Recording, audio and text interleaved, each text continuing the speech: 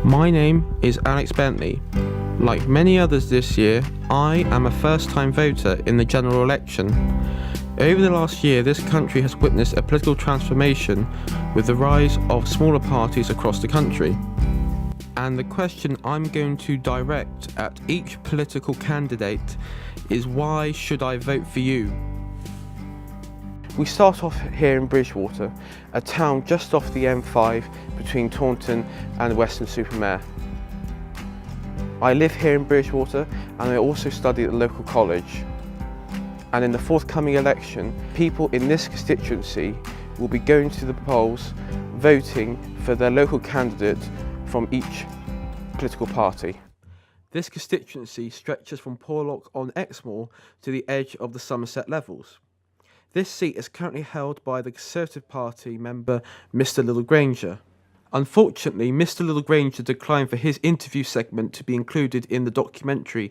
However, I have 4 other interviews from other party candidates who are standing in this seat. Okay, my name is Councillor Mick Leary and I represent the Labour Party. Okay. Could you tell me why you decided to stand as MP?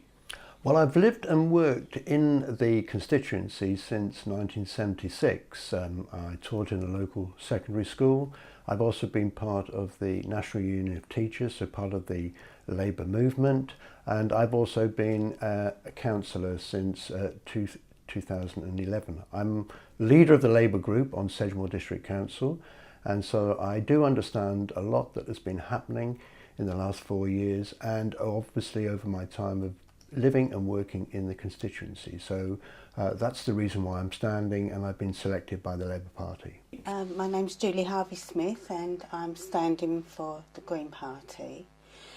Why I stood as MP, well actually I was asked to stand because the Green Party were looking to put more women up to stand for the elections, because women are very much underrepresented in politics.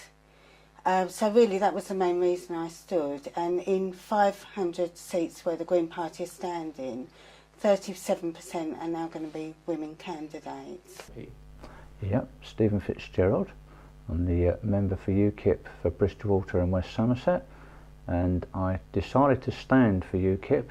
In fact, it goes back to 2011 really, when I joined UKIP, and that was largely because in that particular year 3 events took place which had a profound effect on me. One of them was the appointment of Mr Rompuy as President of Europe, which I saw on the front page of my newspaper, and I thought, well, even Stalin and people like that used to have elections, even if they were mock ones, to be elected as President, but this chap's just become President of Europe and I had nothing to do with it. My name is Theo Buck-Phillip and I'm the Liberal Democrat candidate here in the Bridgwater and West Somerset constituency. And I'm standing because I think our community needs a better MP. We need real choice at this election. I think people here in Bridgwater and in the whole of the Bridgwater and West Somerset constituency deserve an option of someone to vote for who will be a strong local MP. EDF, the New Hinkley Point. Could you tell myself the Green Party's stance on nuclear energy? Well, we're totally against nuclear energy, as you know. We hope that Hinkley C doesn't happen. It's far too expensive, and there's always the problem of the waste that hasn't been factored into the cost of Hinkley, and it will put a blight on generations to come. There's now so many fantastic renewable energies out there that we feel that there's work to be had by promoting renewables, by getting local companies to set up solar panel companies or wind energy. And in Swansea they're now going to have a tidal lagoon, and if that happens it's quite likely we could also have a lagoon in Bridgwater Bay, and that would create a lot of jobs, create a lot of electricity, because the tides come in and out 4 times a day. It's a regular source of electricity.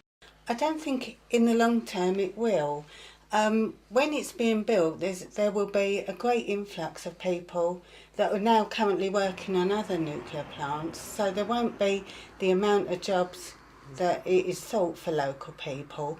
And also, the influx will put a strain on housing and schools and the health service, and it'll be 10 years of disruption.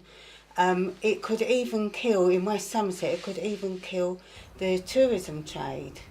Yes, certainly. I mean, Ed Miliband, when he was in the previous government, the previous Labour government, made a decision that new nuclear should be part of the energy mix, and that's why the Labour Party does actually now support nuclear energy. And the reason for that is because of climate change. It's low carbon, and therefore we feel that it's beneficial. But, you know, it's not the only part of our energy policy that we have. I mean, we are deeply sort of concerned about renewables and want to make sure that renewables is a large part of our energy mix as well.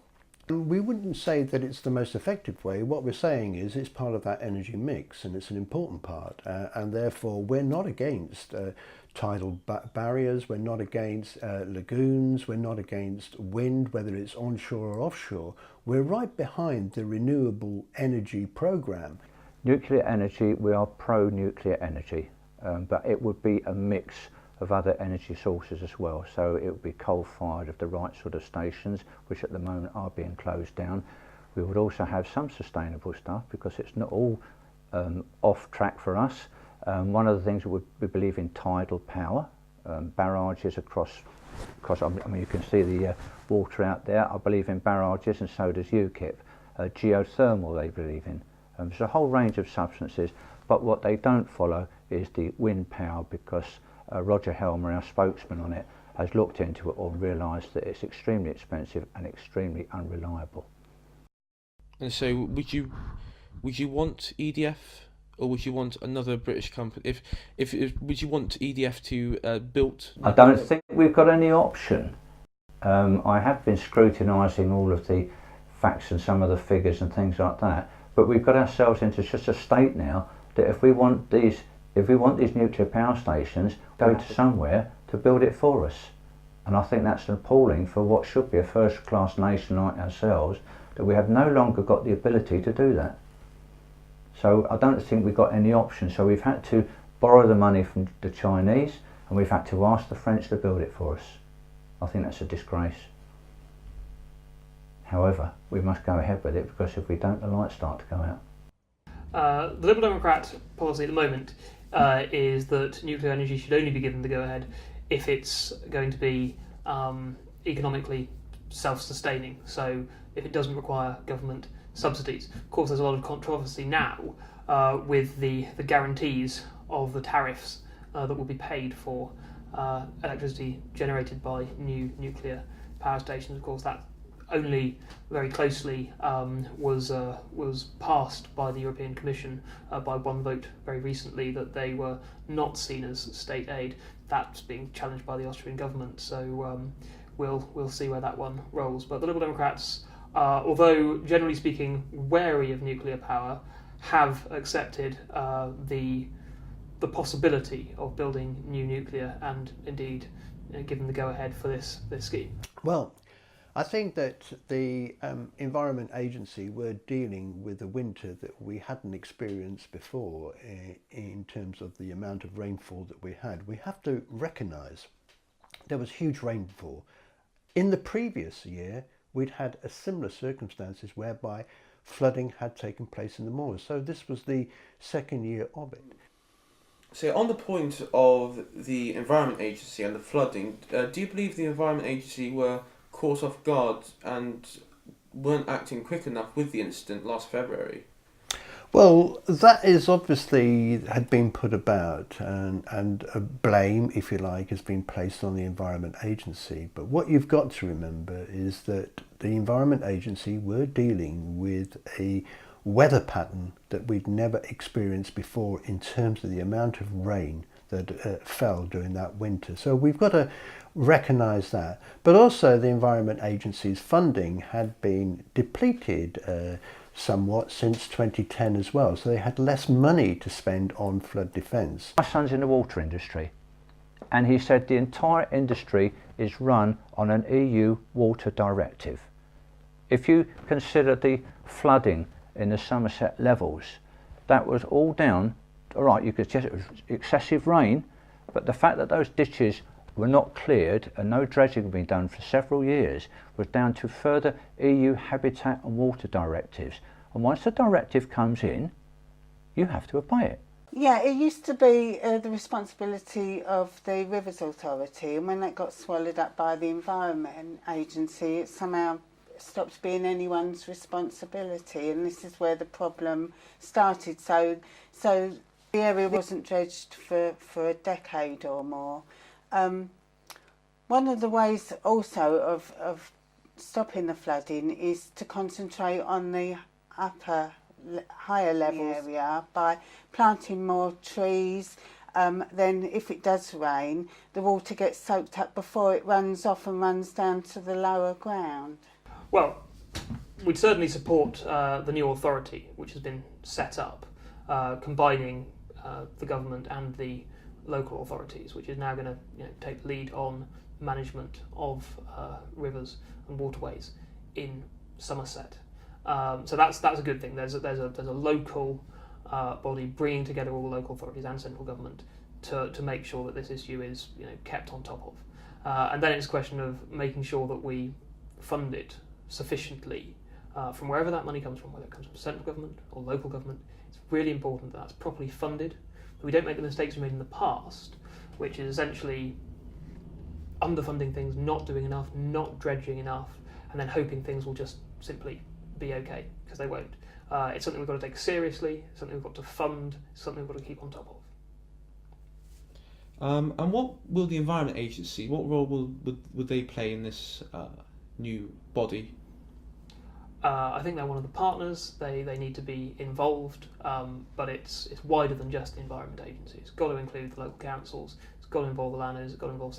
Within the first year, university fees went up. Would a Liberal Democratic government reduce the fees in the future? I would like to see a system where no one has to pay tuition fees at all. It's something I've campaigned on all my political life. I was essentially involved in writing the last manifesto for the Liberal Democrats when I was on the party's policy committee, and I supported a commitment to free undergraduate education, which I still do.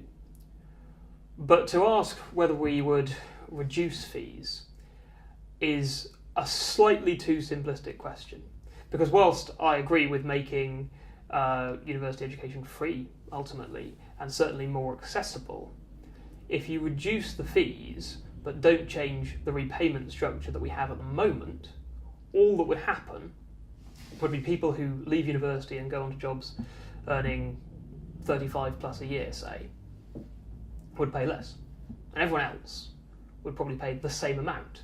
So just reducing them by a bit actually wouldn't be any more progressive, because the way the current system works, although I don't like the idea of £9,000 fees, you've got to remember an awful lot of people don't actually pay those £9,000 a year. Politicians that are brought in fees anyhow themselves had the benefit of fees, and I actually personally find that reprehensible.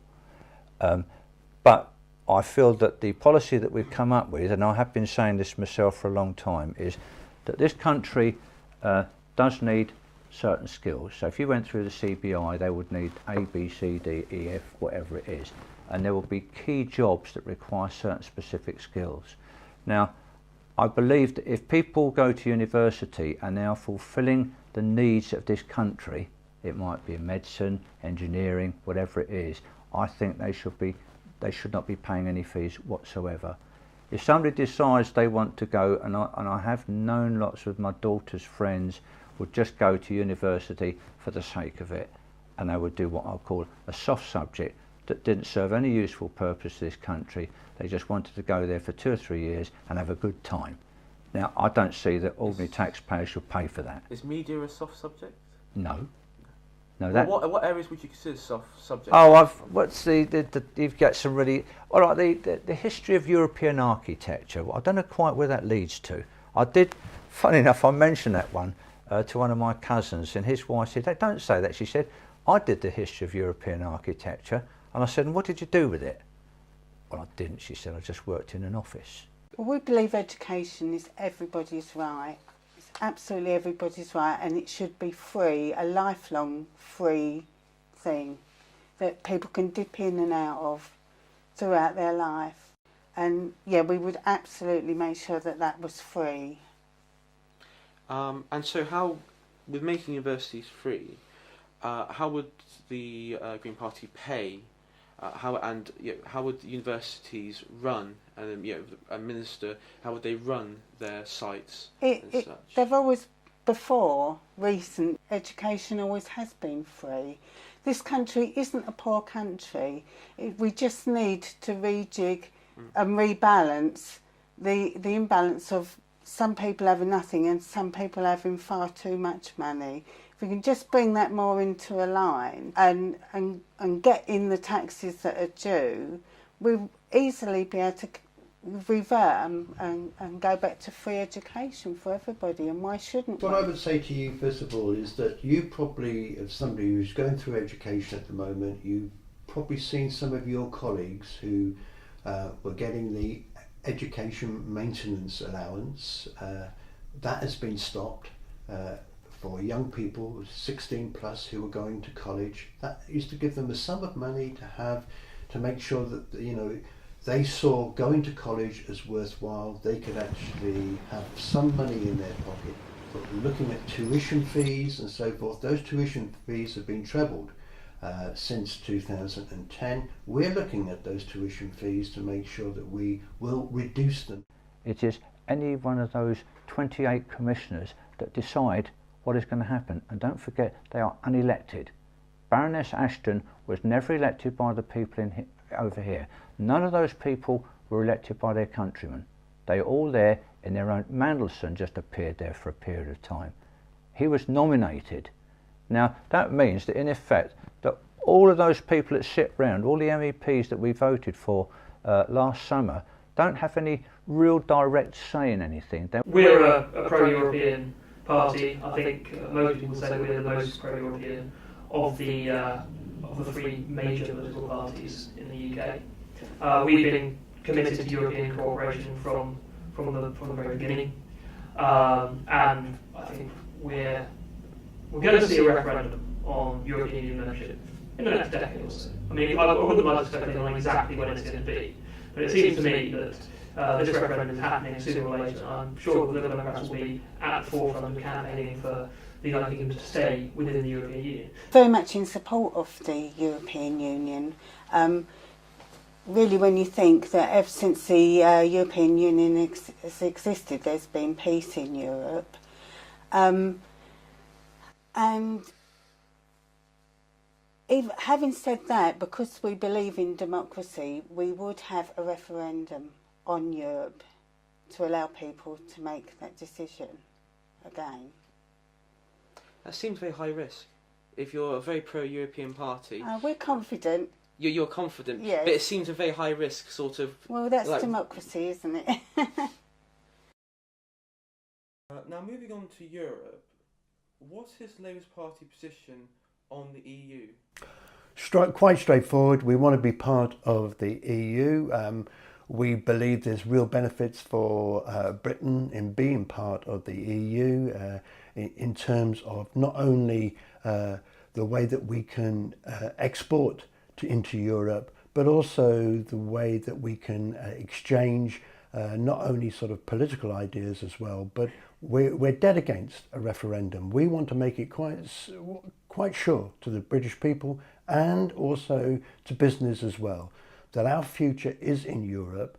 There would be no referendum. The only time we would have a referendum if there was real constitutional change. And just to summarise, from the position of a young first-time voter, could you tell me why should I vote for you in the forthcoming election?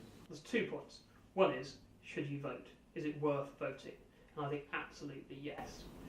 Particularly for young people. Young people tend to be neglected by governments, by political parties, because they don't vote as much as the over 65s say. So what does that mean? It means government policy is skewed. Issues that matter to young people can be sidelined, because if young people aren't guaranteed to be going to vote, governments feel they can ignore things that matter, whereas they have to whether they feel they need to pander to people who are guaranteed to vote, the so-called grey vote, the over 65s, guaranteed to vote. Consequently, you see benefits for the over 65s protected, benefits for younger people squeezed. You get ideas like, under 24s shouldn't be allowed housing benefit, stuff like that. But thankfully, that's not going through. I hope it never will go through. But that's the reason why young people should vote. Why should they vote for me? I think we need a change in this constituency. I think we need better representation in this constituency. We need someone who's going to stand up for the whole of this community, of whatever age. And bearing in mind that I've stood here before, I live in Bridgewater. At the last election, I finished in a clear second place, 6,000 votes ahead of the third place challenger, the Labour candidate. If you want to get rid of our current Conservative MP, then I'm the way to do it. Labour will be reducing the age to vote to 16, because we've seen what had happened up in Scotland, and we're going to give people an opportunity to vote at 16, because we believe that people can make those decisions that are important. And we want to see that new generation coming in to vote for the first time, voting Labour now and voting Labour in the future as well. I think we're offering something different, a fantastic way forward for this country. If we don't adopt green policies, what sort of existence are our children and our children's children going to have? The Green Party think that communities are important, that localism is important, and to work together, not just for what's in it for me, but to work together for the common good. With these key issues being debated during the election period, I hope this shows that politics is relevant for our generation.